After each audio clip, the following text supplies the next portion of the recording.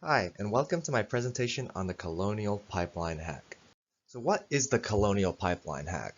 Well, the Colonial Pipeline hack is the largest cyber attack against critical infrastructure that the US has ever seen.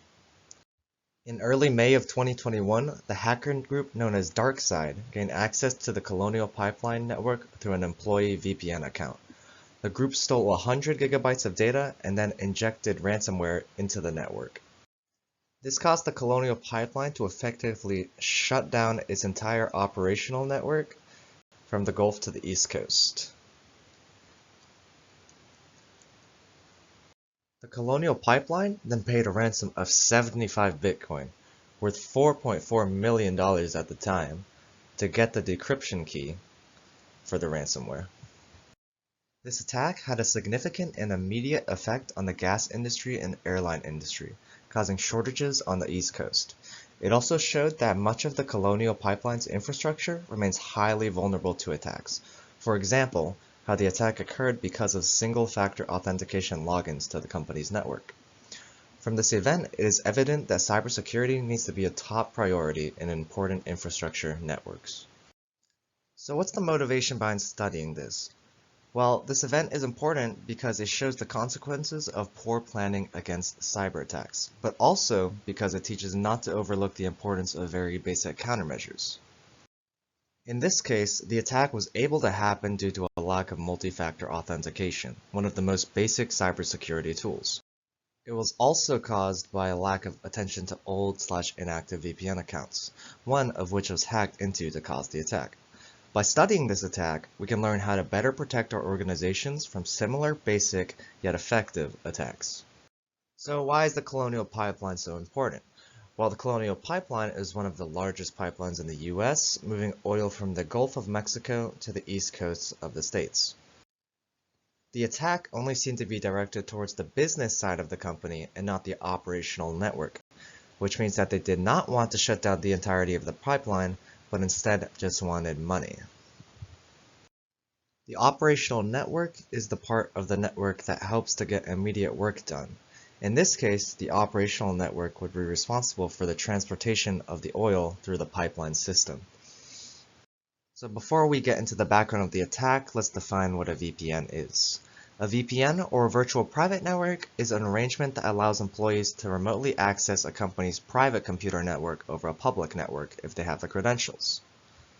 So this means that you could be at home with your laptop and still connect to your company's network if you have a VPN and the valid credentials. The attack would consist of using leaked passwords to gain access to the network through a VPN account and then injecting malware, in this case ransomware, into the network. What's malware, Jason? What's malware? Well, I'm glad you asked. Malware is any program that introduces malicious code into an IT infrastructure. Ransomware is a type of malware that encrypts data, meaning it locks the data by making it unreadable. The only way to decrypt the data would be to get the decryption key, which unlocks the data and makes it readable.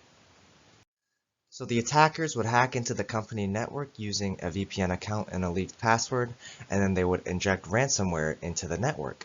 This would actually be fairly easy for them because the accounts only had single-factor authentication, so the only thing the attackers needed was a username and password pair. Jason, can you go over what a single-factor authentication is? The means by which a network knows who you are. This is most often done by logging into an account. Single-factor authentication only requires a username and password combination to log in. Multi-factor authentication requires the username and password combination, but also another form of confirmation, such as an email or a text message. So if you wanted to hack into an account with multi-factor, you would need the username and password, but you would also need the username and password for the email confirmation or their phone number. So now let's get into the meat of what happened during the attack. The hackers got into the system by hacking a VPN account. They did this by finding the username and password of an old/inactive account.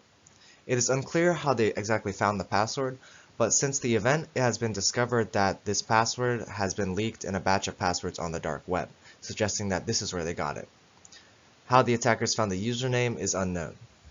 Because the account only had single-factor authentication, they only needed a username and password combination to gain access to the network. Once gaining access to that company's network, they stole 100 gigabytes of data and then injected ransomware into the system, encrypting data files behind a decryption key that only the attackers had. The attackers then notified Colonial about the ransomware and demanded a payment of 75 Bitcoin, $4.4 million at the time, in exchange for the decryption key. They also threatened to leak 100 gigabytes of stolen data if the ransom was not paid. Jason, that was a really nice slide, but could you please add more pictures? It helps me learn better. Sure thing, Timmy. Anything for my active and hardworking students. The immediate consequence of the attack was the shutting down of the entirety of the gasoline pipeline. The targeted company Colonial Pipelines would also pay a $4.4 million ransom. The stoppage of gas to the East Coast heavily affected the airline industry, where there was a jet fuel shortage for many carriers, including American Airlines. There was also limited disruption at other airports, including Atlanta and Nashville.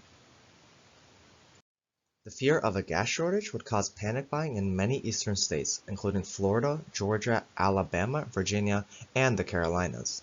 That's where I live! Yes, Timmy, that's where we live. This massive increase in demand and drop in supply would also spike the average price of gas, with regular gas topping $3 per gallon after the shutdown. Keep in mind that this was still when COVID was sort of at its peak, so $3 for a gallon of gas was quite a lot. This attack also spurred distrust among the masses towards cybersecurity in general, because if such an important infrastructure such as the Colonial Pipeline could be hacked, then what else could also be hacked? So what is the current state of the situation? Well, currently the Colonial Pipeline is stable but still recovering. Colonial resolved the situation quickly, but had to give in to the attackers' demands to do so. Seeing that a large portion of the US was affected by the attack, it made sense to choose the fastest resolution to the problem. However, the attack could easily have been prevented if Colonial had just practiced better cybersecurity. Things to take away from this is that one of the glaring problems was the lack of multi-factor authentication. This alone could have prevented the hacker from gaining access to the internal systems.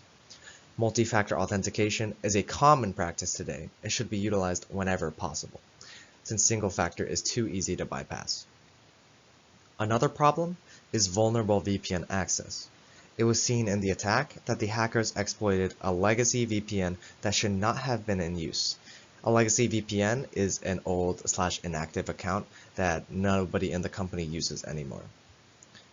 From this, we should learn to deactivate old or inactive accounts. Another problem with the VPN is that they give complete access to the network, meaning users can access areas of the network that they do not need.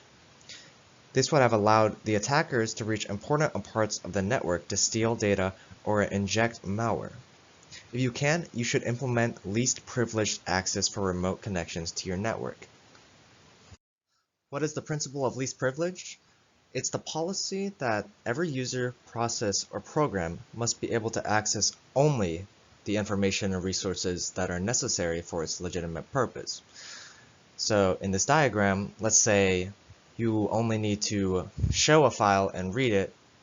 You should not be able to have access to write to the file. In conclusion, overall, companies need to put more of a focus on protecting their IT infrastructure from attack and not waiting to fix it after the damage has already been done.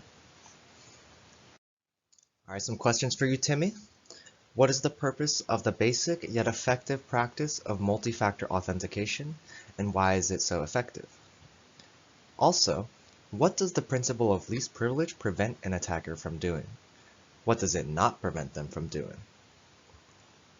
As always, thank you guys so much for watching the video. Hit that like button if you liked the video. Subscribe if you want to subscribe. We're on our way to 1 million subscribers. I know that we can make it. I appreciate you guys all so much. I hope you're having a great day, night, whenever you're watching this. Peace.